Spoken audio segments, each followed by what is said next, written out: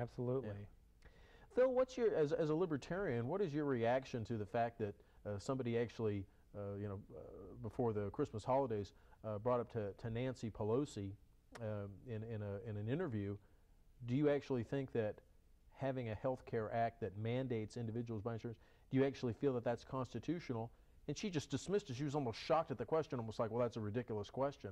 The implication that anything that she or the Congress would decide to do is constitutional because they have the power to do it.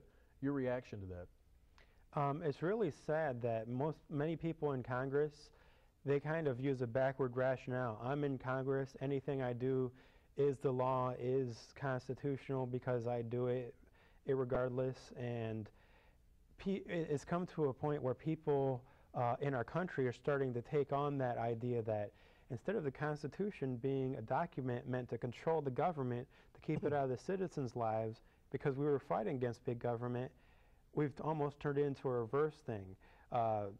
Government is allowed to do everything unless it's specifically mandated, and then we're going to look and maybe it doesn't really even say that. And I've even heard people try and say the Constitution is meant to control how people, the citizens, do their lives, which is ridiculous. And it doesn't surprise me that Nancy Pelosi reacted that way. Anytime she's challenged, I have one of my favorite YouTube videos is where somebody talked to her about minimum wage laws, and I thought she was going to have a heart attack. She almost physically attacked the man. Yeah, right. If it doesn't agree with her frame of reference, she doesn't want to hear it. I frequently, will tell folks that, just speaking for myself personally, I have a high deductible insurance policy, health savings account that I pay a certain amount, and then I'm covered, covered by this high deductible policy. But with my doctor's office, there's 3 or 4 doctors that work there. I can always get in on the same day to at least see a nurse practitioner. If I am really sick, I can always see one of those doctors on the same day that I need service and things along those lines. And what's fascinating to me is that people will look at that and they say, well, that's nice for you, Doug. These folks over here don't have that option or whatever. But their efforts are not toward getting those other folks to the position where they can enjoy what I want to do. What they want to do is force everybody into a substandard system. And I read a fascinating article about the Canadians, their level of satisfaction with their healthcare system. And the Canadians take a lot of pride, apparently, in the fact that, if somebody's seriously injured, they get seen very quickly or whatever. If somebody needs specialized care, orthopedic operation or something that's not life-threatening, their source of pride is that everybody has to wait the same amount of time. Rich or poor has to wait the same amount of time. I just don't understand that philosophy. And instead of striving to have the best possible system for everybody, instead working to lump everybody into a substandard system and thinking that's a sign of success. I actually heard a radio interview by a guy from Canada the other day.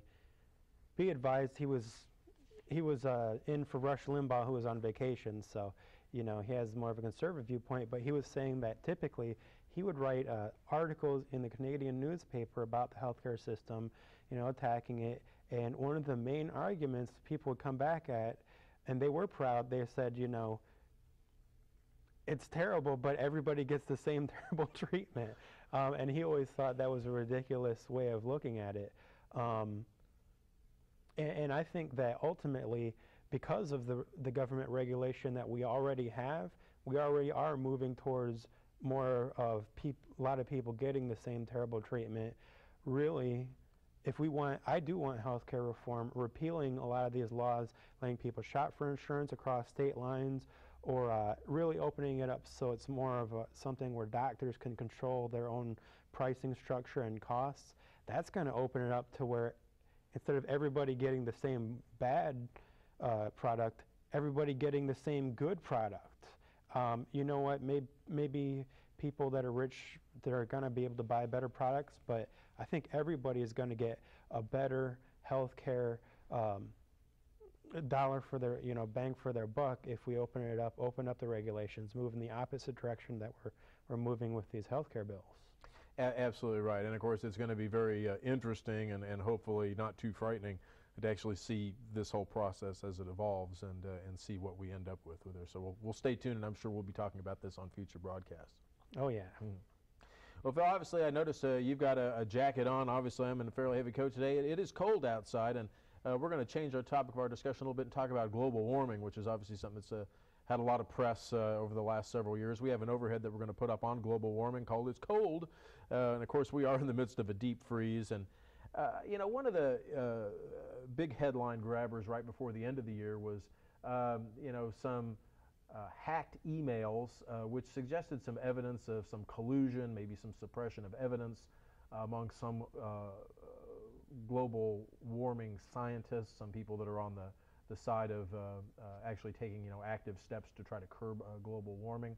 Obviously, we had President Obama show up at the Copenhagen summit, which really, you know, these folks produced an act that doesn't really have any binding powers or anything along those lines. And I guess, you know, Phil, just kind of stepping back from this as we talk about it, so much to talk about with global warming. I mean, I think that, you know, you and I were talking before the show, a lot of times the global, the warming crowd assumes that there's a state of homeostasis. I mean, that temperatures are constant and that any deviation of that is a sign of warming. We certainly know that that's not the case. The next question always becomes then, at what cost do you try to do something to curb global warming, and could that money be spent better elsewhere?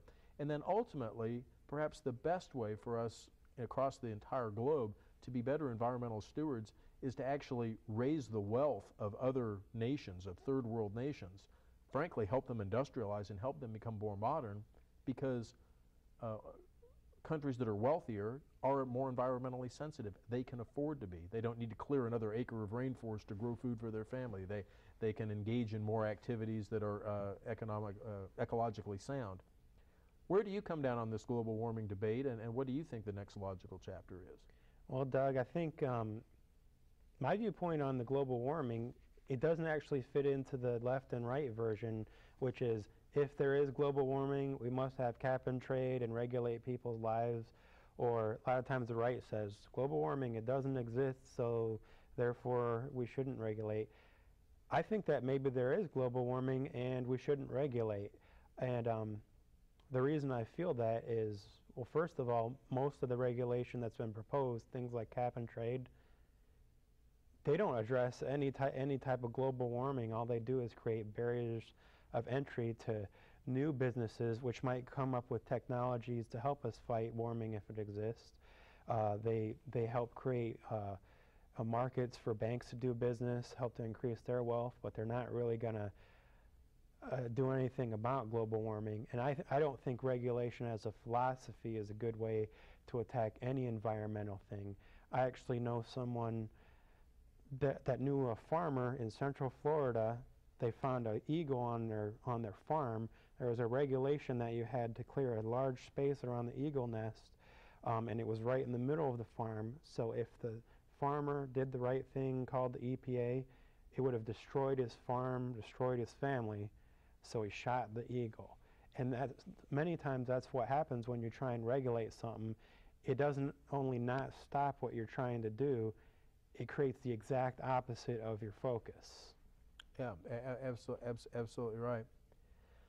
Phil, what about this issue, which I think is a big issue, and it really is a sad issue, and I would categorize it as the political nature of the scientific process right now. You know, let's play this out.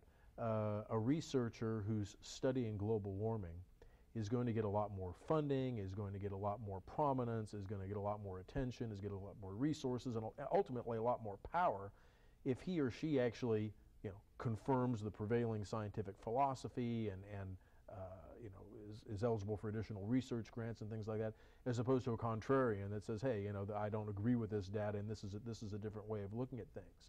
You know, so many times people now that are, you know, in not only global warming science, but other scientific endeavors, we find, you know, they're publishing papers and they're doing things because they can get benefits from doing so. I mean, they can get additional grants, they can get additional monies, they can have ways of sustaining themselves and their families. It doesn't exactly seem to be a very good way for us to find the true scientific answer to today's issues.